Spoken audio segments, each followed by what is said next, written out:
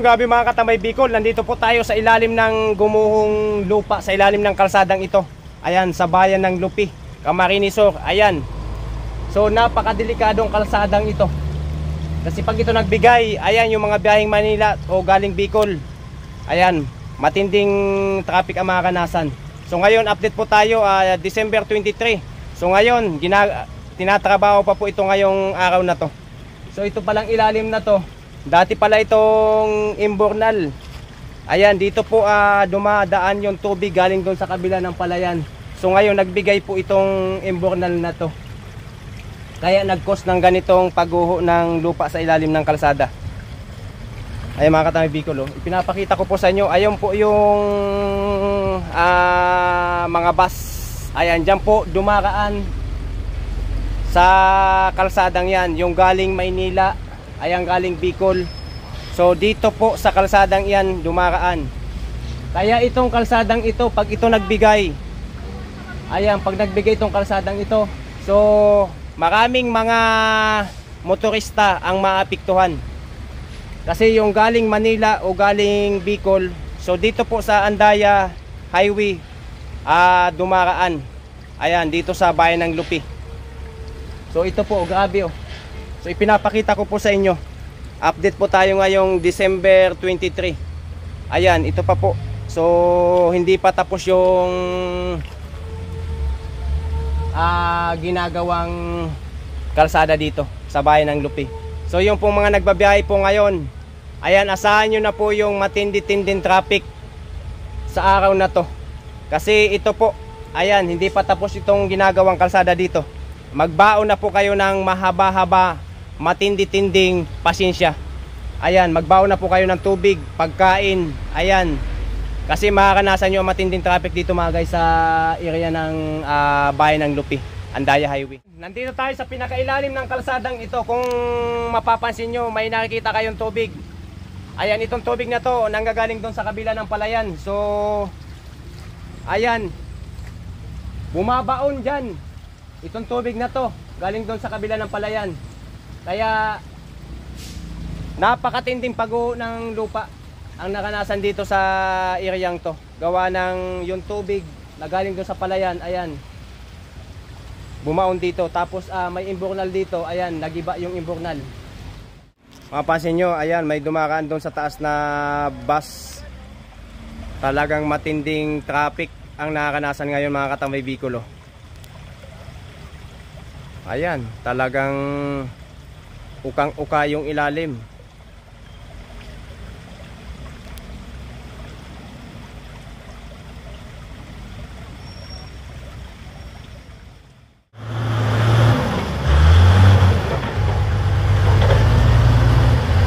So grabe pa rin mga katamay Bicol yung traffic ngayon. Ayan po, kitang-kita nyo.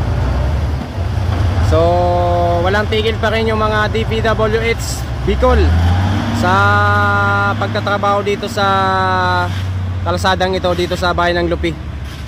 So nilalagyan nila po ng lupa. So minamadali na daw nila ito at para hindi na aabutin ng Pasko. Ayan.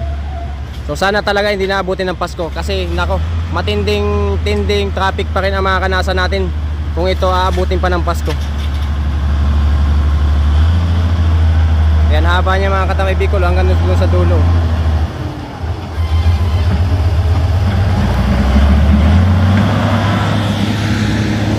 Yan, papunta doon. So itong mga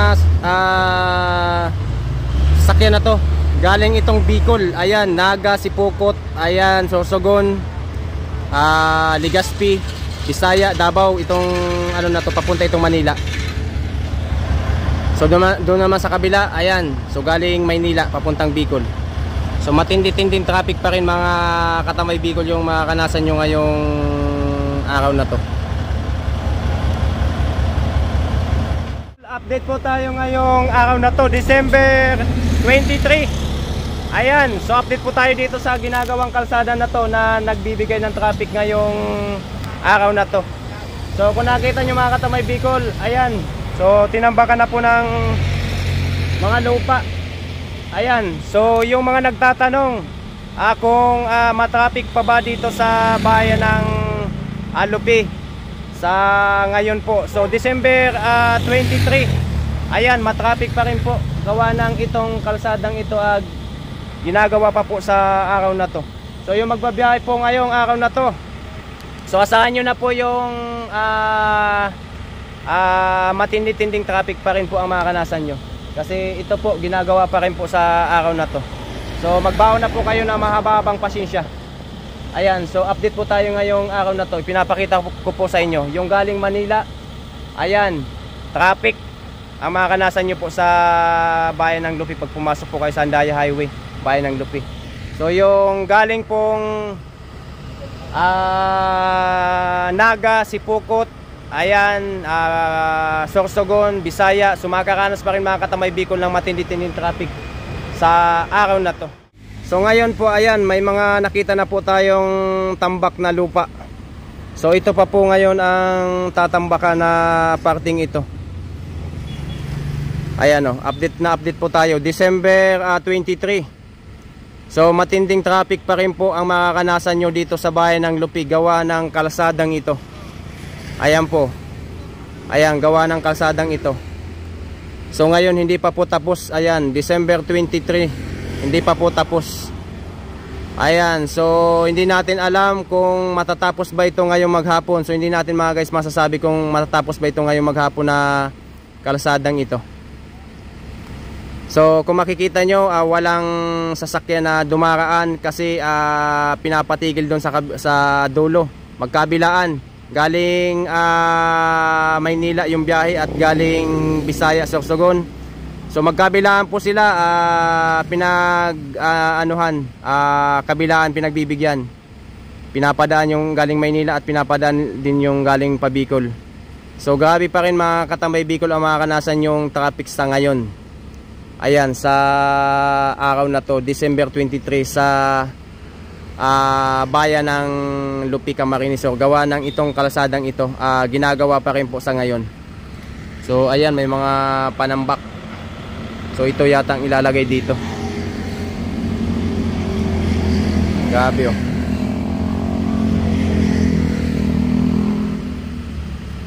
Punta tayo sa dulo. So itong ilalim na to mga katamay Bicol, wala pa itong laman. So napaka taas nito. Ayan.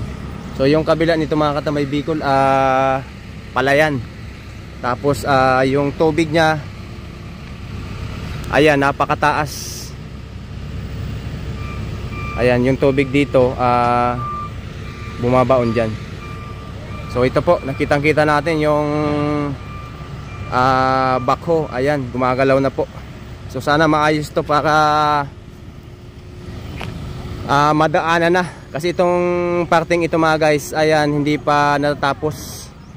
So one way pa lang yung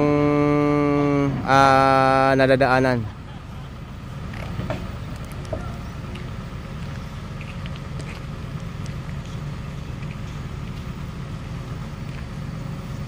So kita natin mga katamay Bicol, ayan, naglalagay na po ng bakal, yung mahabang bakal. So ino-operate po ngayong araw na to, December 23.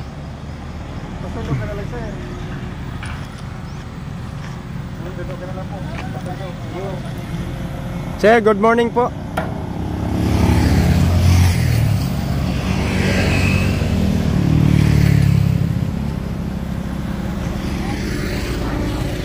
So itong parte pa na ito mga katambay Bicol ang tatambakan pa ng lupa. Ayan o. Yan, parting yan. Medyo malalim pa talaga. So medyo ano pa to, mahaba-haba pa hanggang dito.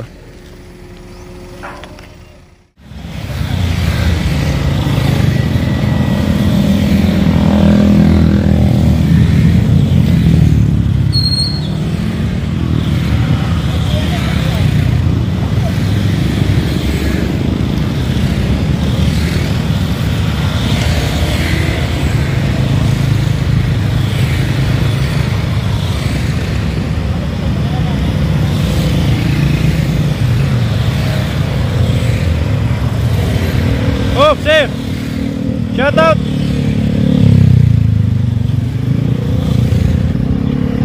Grabe itong mga sasakyan na ito mga katamay Bicol. Ayan, galing itong Maynila.